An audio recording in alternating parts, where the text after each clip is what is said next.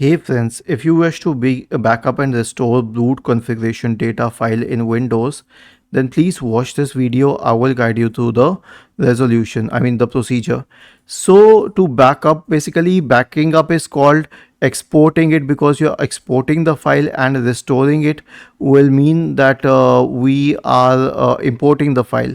So to export or backup the file, the command is BCD edit BCD edit space export space the name of the drive and the BCD file. Okay, I can name it as D drive here because I don't have an F drive, but you can choose accordingly.